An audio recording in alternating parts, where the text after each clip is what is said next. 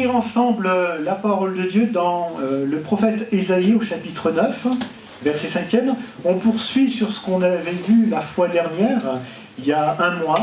Et oui, ça fait un mois qu'on ne s'est pas vu. Enfin, on s'est vu normalement, il n'y a pas si longtemps.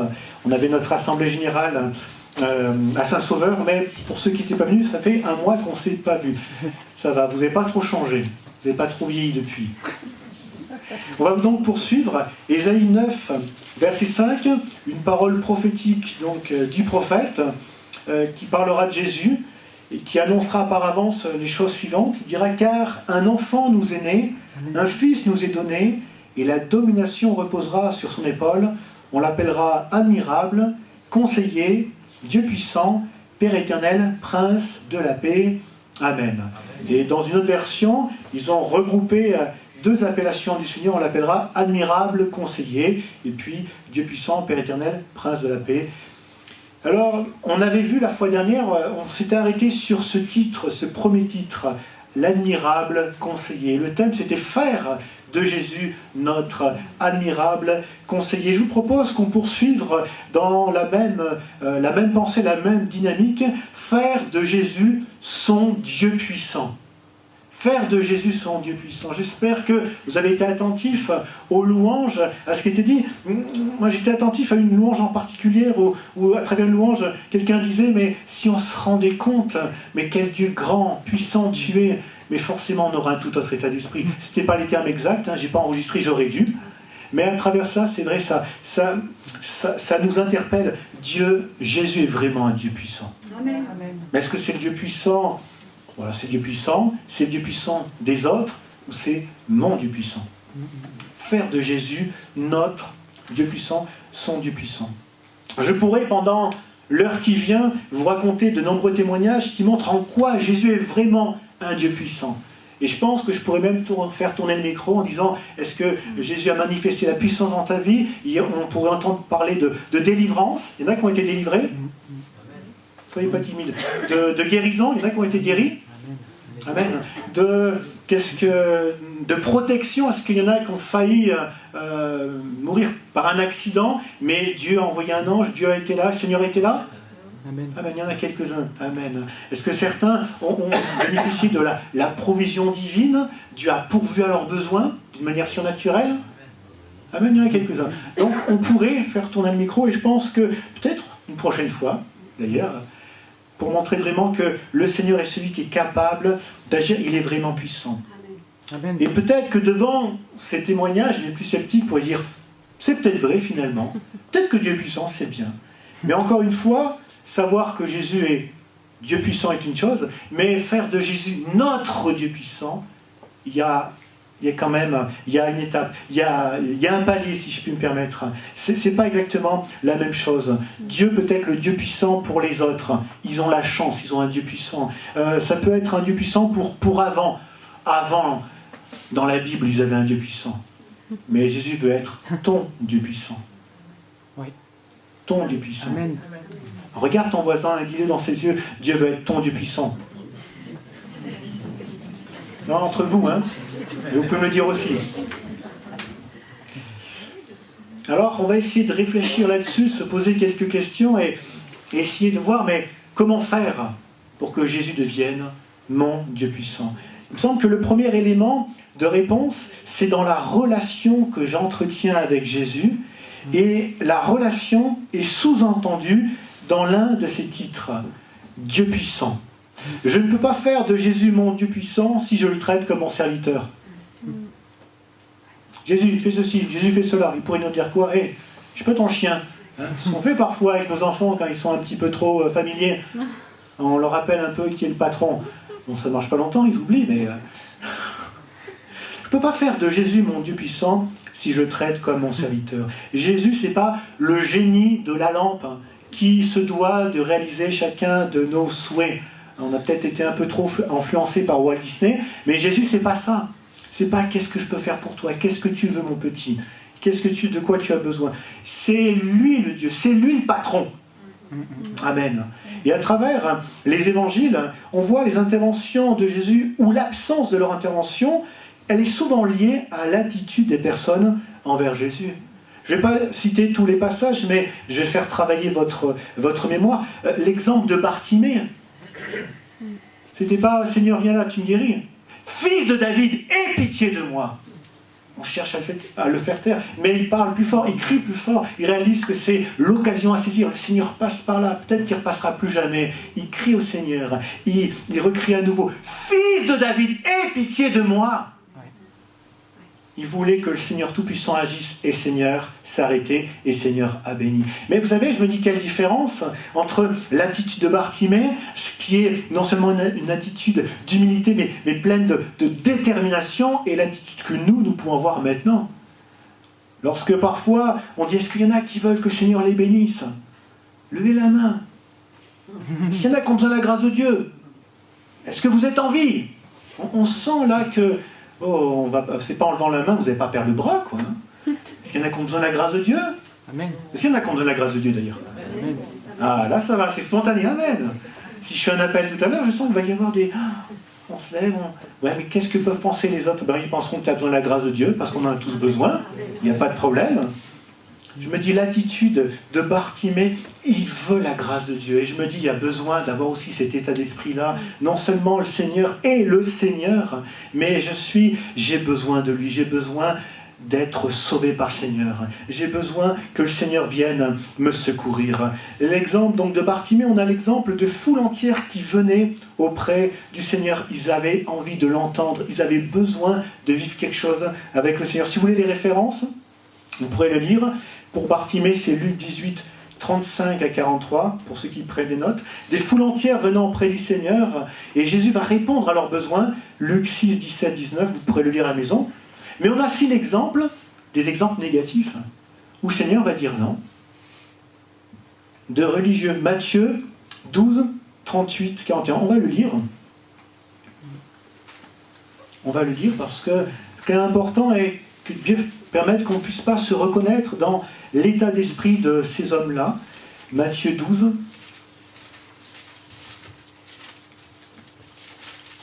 Matthieu 12, verset 38.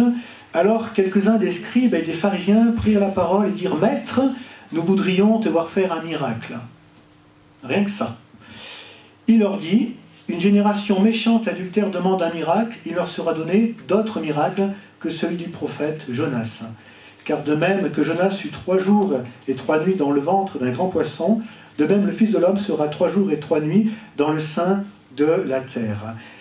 Les hommes de Ninive se lèveront au jour du jugement avec cette génération et la condamneront parce qu'ils se repentirent à la prédication de Jonas.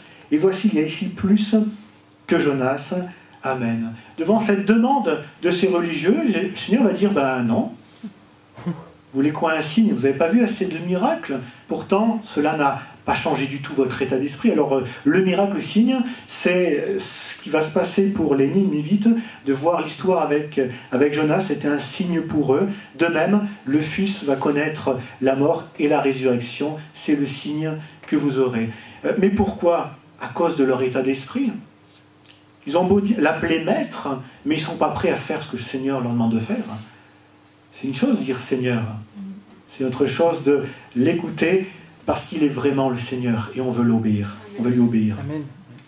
On a aussi l'exemple des compatriotes de Jésus dans Marc 6. Marc 6, verset 1er. Jésus partit de là et se rendit dans sa patrie, ses disciples le suivirent. Quand le sabbat fut venu, il se mit à enseigner dans la synagogue. Beaucoup de gens qui l'entendaient étaient étonnés, disaient « D'où lui viennent ces choses? Quelle est cette sagesse qui lui a été donnée? Et comment de tels miracles se font-ils par ses mains? N'est-ce pas le charpentier, le fils de Marie, le frère de Jacques, de Jos, de Jude et de Simon? Et ses sœurs ne sont-elles pas ici parmi nous? » Et il était pour eux une occasion de chute. Mais Jésus leur dit, un prophète n'est méprisé que dans sa patrie, parmi ses parents et dans sa maison.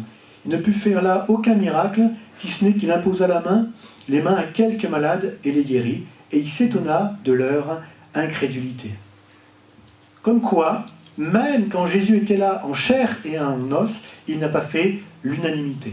Certains y ont cru, certains étaient bien disposés, certains avaient vraiment une bonne relation au Seigneur. On sait que tu es le Seigneur, on sait que tu es le Messie, on sait que tu es Dieu.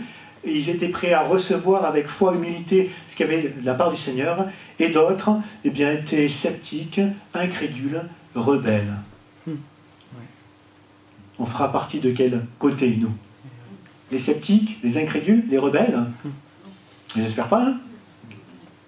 J'espère pas que le Seigneur permette que, eh bien, nous ne fermions pas les écluses des cieux comme cela a été dit ce matin, mais que nous puissions avoir un cœur bien disposé, que le Seigneur puisse intervenir. Le Seigneur va intervenir souvent en fonction de l'attitude des personnes envers lui, mais parfois il va aussi agir en sachant ce que cela va produire par la suite, parce que le Seigneur il sait tout, il sait ce que ses interventions vont faire, alors parfois il va agir en sachant que cela va produire. On a l'exemple dans Jean 2, premier miracle de Jésus, Jean chapitre 2, on va le lire.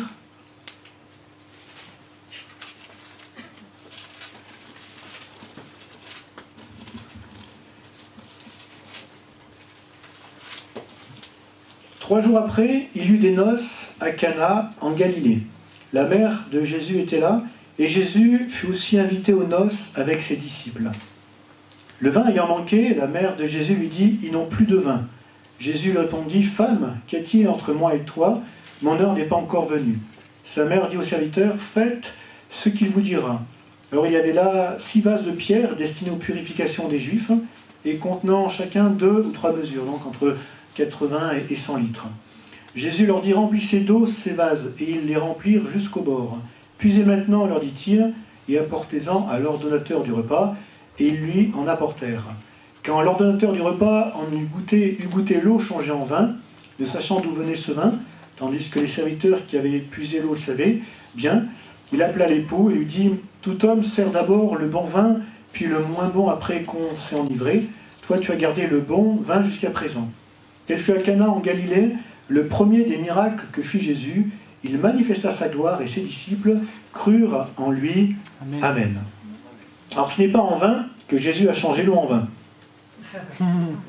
C'était pas inutile, c'était pas vain. Ça a été pour plusieurs raisons. Tout d'abord parce qu'il y avait un besoin.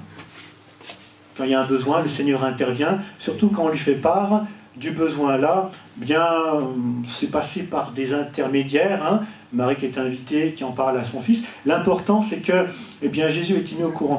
Juste une parenthèse par rapport au fait de faire connaître ses besoins. Pour info, vous fréquentez l'église, donc c'est important que vous sachiez, on a eu notre assemblée générale il y a 15 jours, et l'année 2000, au niveau sur le plan financier, l'année 2020 a été relativement stable par rapport à l'année 2019, jusqu'en novembre, où là il y a eu une chute des offrandes, novembre, décembre, et ça se continue jusqu'à présent.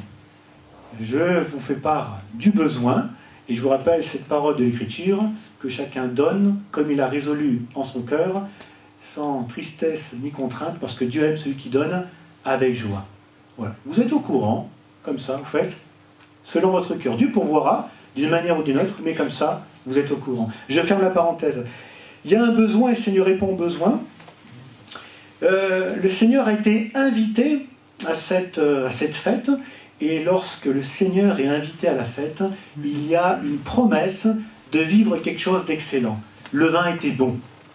Le vin était excellent. Quand j'invite le Seigneur Jésus, je sais qu'il y aura quelque chose d'excellent dans ma vie. Amen.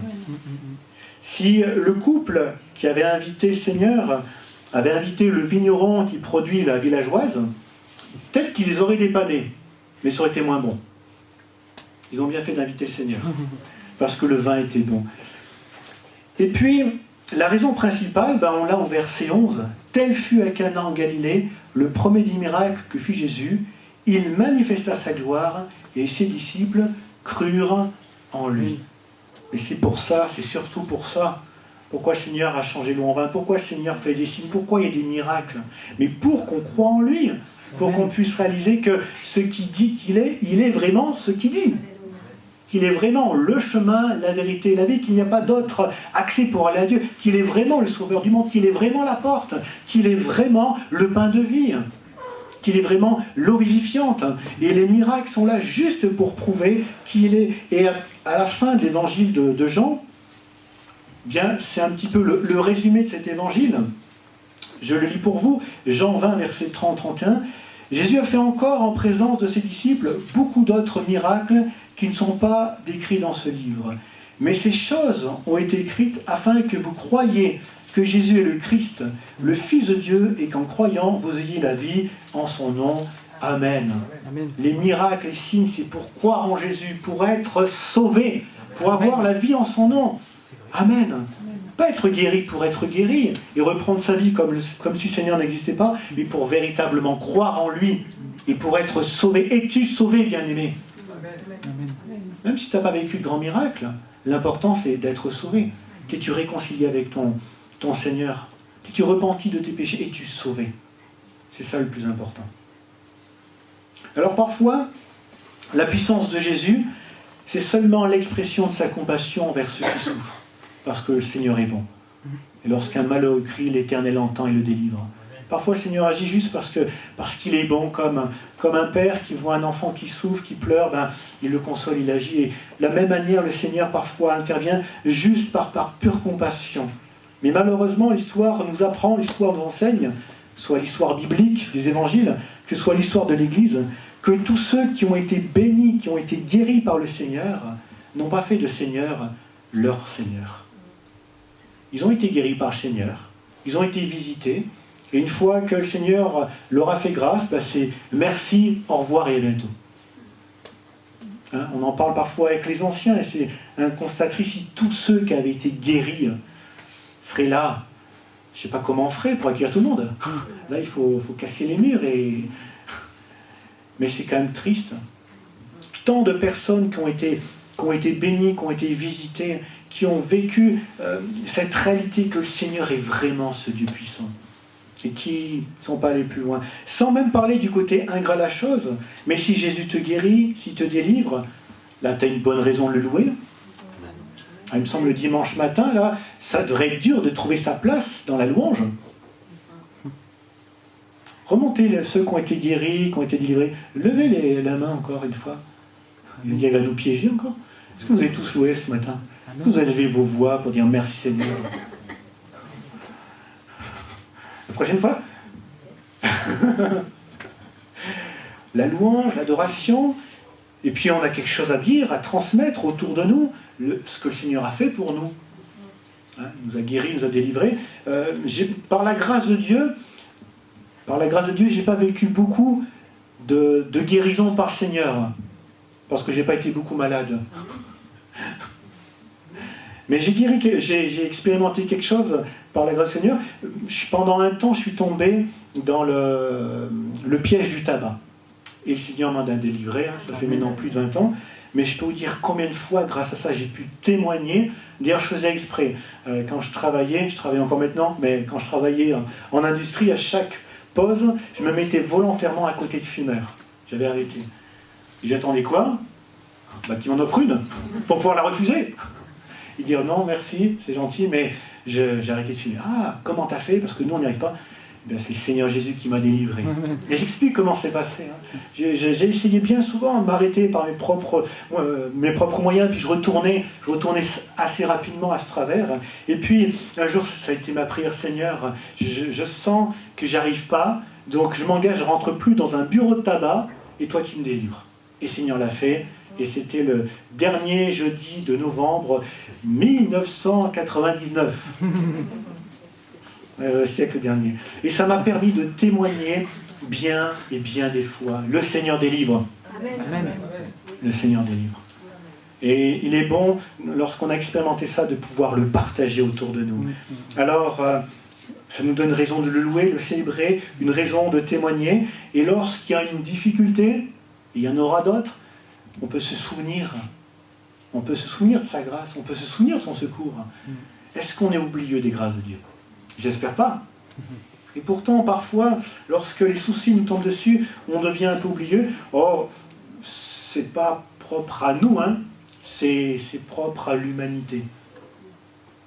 L'être humain est oublieux des interventions de Dieu. On voit les périples d'Israël dans le désert. Lorsqu'ils arrivent aux eaux amères, les eaux de Mara, ils se mettent à se lamenter, à se plaindre. Tu nous as fait sortir d'Égypte pour mourir dans le désert. 3 jours avant, ils ont passé la mer Rouge à sec. C'était quand même pas mal, hein? Vous avez vu le film avec Charleston Heston, les 10 commandements? Je sais pas, ça devait être pas mal quand même, hein? Traverser avec un mur d'eau d'un côté et de l'autre, traverse à sec. Mais non, 3 jours après, ils ont oublié combien leur Dieu était puissant. Seigneur, donne-nous de ne pas oublier que tu es un Dieu puissant, tout-puissant. Amen. Alors je reviens sur cette question et on poursuit. Comment faire de Jésus notre Dieu puissant? Eh bien, en étant à son service. En étant à son service, et je précise, son service. Son service, qui n'est pas toujours, je précise, qui n'est pas toujours le service dans l'Église ou le service pour les autres. Je précise, je dis pas toujours, je dis pas jamais.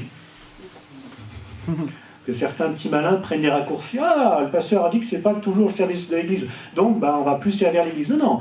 Il est bon de servir les frères et sœurs, de servir l'Église, d'être au service des autres. Il est bon de faire ainsi. Mais l'important, c'est servir le Seigneur, qui est la priorité sur tous nos services planifiés. Est-ce que si Seigneur me dit de faire une chose, c'est hop, hop, hop, Seigneur, je regarde d'abord mon agenda. Comment je peux vivre la présence de ce Dieu puissant si, Seigneur, attends, j'ai mieux à faire? T'as mieux à faire, t'inquiète, je prendrai quelqu'un d'autre.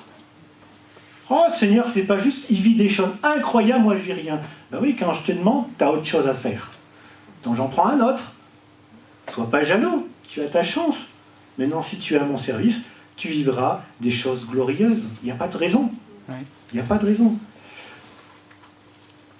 Est-ce que servir Jésus passe vraiment avant tout le reste, avant la famille, avant nos programmes? Si par exemple, en allant à l'église, à l'heure de la prière, on tombe sur un boiteux mendiant, vous savez, la priorité, c'est pas d'arriver à l'heure. La priorité, c'est d'être l'instrument que Dieu va utiliser pour bénir la personne. Voilà. Donc ceux qui sont arrivés en retard, je suppose qu'ils ont rencontré des boiteux mendiants, ils ont pu les bénir au nom de Jésus, les guérir, les amener au baptême, c'est pour ça qu'ils sont arrivés en retard. Essayons d'arriver à l'heure dans la mesure de nos possibilités quand même, c'est mieux parce que dès le début du culte, le Seigneur peut nous parler, le Seigneur peut nous bénir. Et puis c'est notre place pour le célébrer. Amen. Vous sentez pas mal, hein, vous sentez pas visé. Ou si, mais si ça peut vous aider à changer vos habitudes.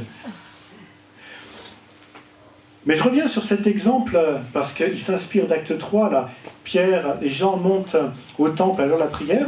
Là, ils font une pause. Ils ne regardent pas, non, c'est l'heure de la prière, on va être en retard. Il y a un besoin. Et au nom de Jésus, ils vont communiquer la guérison. Moi, je pense que, oui, notre planning de l'église, familiale ou autre, peut passer après ce que Dieu peut nous amener de vivre. Et c'est mieux. Seigneur, la priorité, c'est d'être à ton service. Amen. Marc 16, c'est ce qu'ont vécu les disciples, les premiers disciples, et je pense que c'est ce que nous pouvons vivre aussi. Marc 16, verset 19. Le Seigneur, après leur avoir parlé, fut enlevé au ciel, et il s'assit à la droite de Dieu, et ils s'en allèrent prêcher partout. Le Seigneur travaillait avec eux et confirmait la parole par les miracles qui l'accompagnaient. Le Seigneur travaillait avec eux parce qu'ils travaillaient avec le Seigneur. Parce qu'ils étaient au service du Seigneur.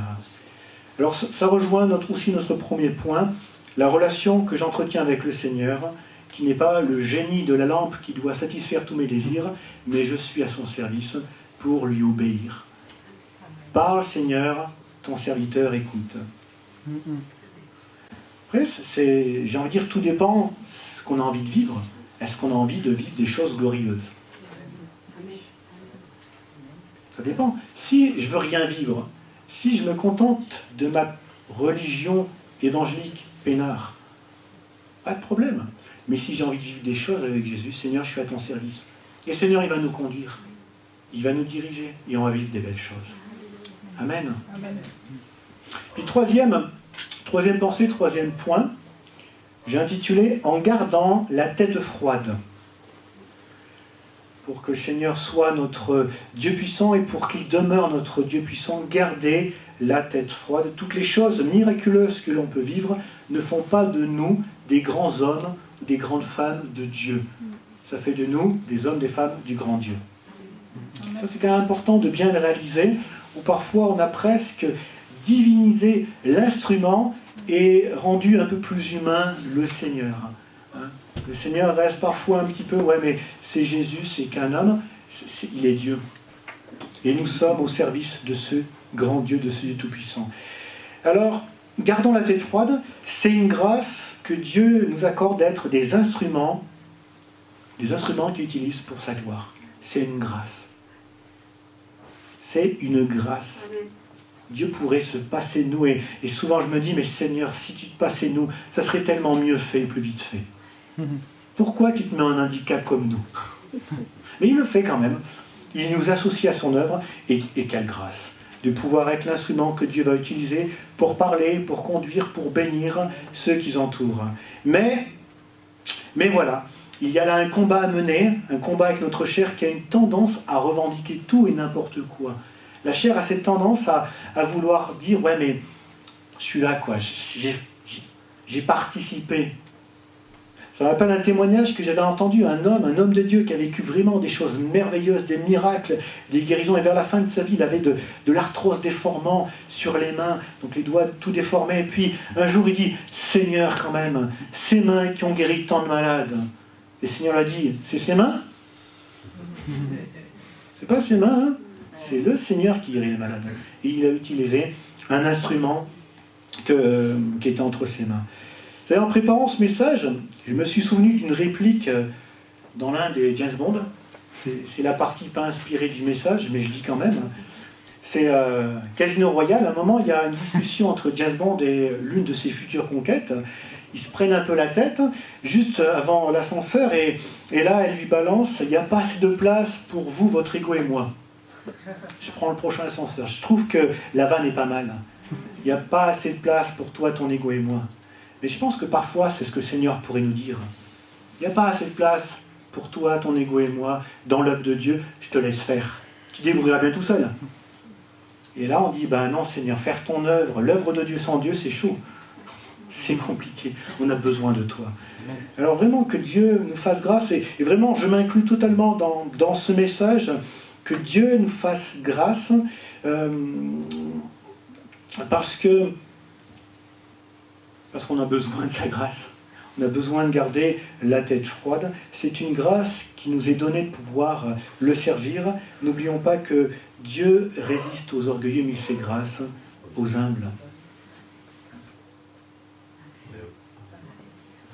Et moi, je crois qu'on peut tellement vivre des choses avec le Seigneur, et on peut tellement se prendre la tête lorsqu'on vit ces choses avec le Seigneur, qu'on se disqualifie tout seul pour son œuvre. C'est quand même dommage. C'est dommage. Vraiment que Dieu nous aide. Que Dieu nous aide, que les grâces qu'il nous donne de pouvoir vivre ne nous amènent pas à prendre un tel melon que le Seigneur dit, je suis désolé, on ne va plus pouvoir travailler ensemble, je vais prendre quelqu'un d'autre à ta place. Je conclus. Que Dieu nous aide à avoir et garder la bonne, la saine relation que nous devons avoir avec Jésus. C'est lui qui est Dieu. Et nous sommes ses instruments, ses serviteurs. Et je me dis, s'il a des instruments entre ses mains qui sont obéissants, qui sont dociles, mais il y a une œuvre de Dieu qui va pouvoir se faire, mais une œuvre de Dieu merveilleuse. Je me dis, avec quelques hommes, parfois, avec quelques-uns, Dieu a fait des choses merveilleuses à travers l'histoire. Vous imaginez un groupe, je ne sais pas combien on est ce matin, mais si on est tous cet état d'esprit, Seigneur, me voici pour te servir. Mais je vois des dizaines de voisins, des dizaines de gens de nos familles qui vont être visités, qui vont être bénis à travers les instruments que nous sommes. Ça va être merveilleux, non? J'ai envie de dire, le réveil est en marche. Si le Seigneur trouve des instruments entre ses mains prêts pour lui obéir et qui ne vont pas prendre le melon s'il y a du succès. Que Dieu donc nous donne de réaliser ces choses. Nous sommes ses serviteurs et il est Dieu. N'inversons jamais, jamais, jamais les rôles. le Seigneur n'est pas à mon service. Et pardon pour toutes les fois, Seigneur, où il y a cette audace. Seigneur, mais jusqu'à quand t'auras tout fait? Oh, dis qui? Oh. C'est qui l'humain, c'est qui le divin? Seigneur, pardon pour toutes les fois où aide-nous à être sensibles à ta volonté et à être humbles. Certes, pendant un moment de compassion, peut-être que le Seigneur a répondu favorablement à nos plans, à nos plaintes, à nos complaintes, mais si nous voulons qu'il soit durablement le Dieu puissant de notre vie, qui reçoit de notre part les égards, le comportement que mérite sa nature divine. Compris, Seigneur? Et qui nous aide vraiment, que le Seigneur ne soit pas le Dieu puissant des autres, qu'il soit notre Dieu puissant. Et pour ça qu'on ait l'attitude qui convient. Seigneur, tu vois, à travers ce passage, ce qu'on a pu partager ensemble, je te prie que tu puisses vraiment nous amener à comprendre ces choses, à les vivre, qu'on puisse avoir cette bonne, cette saine relation. Il y avait, je pense, dans la part des hommes de Dieu qui ont vécu des choses merveilleuses, il y avait vraiment un état d'esprit, une obéissance. Je pense à David, qui devant Goliath n'a pas tremblé de peur parce qu'il regardait à quelqu'un de bien plus grand, qui était au-dessus de tout. Il regardait à toi et tu as donné la victoire. Et David a su garder, malgré ses erreurs, il a su garder ce cœur humble, cette juste vision de lui-même, à l'opposé de Saül qui à un moment donné a eu un cœur qui s'est enflé, qui s'est senti plus grand que ce qu'il n'était, et alors tu lui as retiré sa faveur, et il a mal fini. David a eu ce bon état d'esprit. Je te prie, Seigneur, que tu nous donnes d'avoir et de garder ce bon état d'esprit. Nous sommes au service de Dieu. Tu n'es pas à notre service. Merci parce que bien des fois, tu nous as quand même bénis. Tu nous as rendu service. Tu as pourvu. Mais tu n'es pas une machine à bénédiction. Tu n'es pas le génie de la lampe. Tu n'es pas à nos ordres. Et nous voulons vraiment avoir, peut-être que tu viennes reconfigurer notre état d'esprit pour qu'on puisse te voir comme tu dois être vu. Ce Dieu puissant, ce Dieu qui fait trembler. La crainte d'Isaac, comme en parlait Jacob. Celui qui peut vraiment, lorsqu'on y pense, dire mais il a le souffle de ma vie entre ses mains. Je ne peux pas être léger devant un Dieu si grand et si puissant. Aide-nous à avoir le juste regard qui convient, avoir l'attitude qui convient. Et merci parce que dans ta grâce, tu veux nous associer à toi. Tu veux nous associer à toi. Tu pourrais te passer de nous, mais tu veux nous associer à ton œuvre. Et nous avons l'occasion de participer à quelque chose de tellement beau, de tellement grand. Alors que sur la terre, nous allons tout laisser. On devra tout laisser tout ou tard. La maison où on s'investit, le travail où on s'investit peut-être à 100% et voire plus encore. Ça, on laissera. Mais l'œuvre de Dieu, elle commence ici, elle est éternelle, elle se poursuivra pour toujours. Amen. Ça vaut la peine de s'investir sur quelque chose d'éternel. Et tu veux qu'on puisse s'investir avec toi. Alors, merci Seigneur pour cette occasion, cette grâce, cette opportunité que tu nous donnes et donne-nous de pouvoir vraiment la saisir.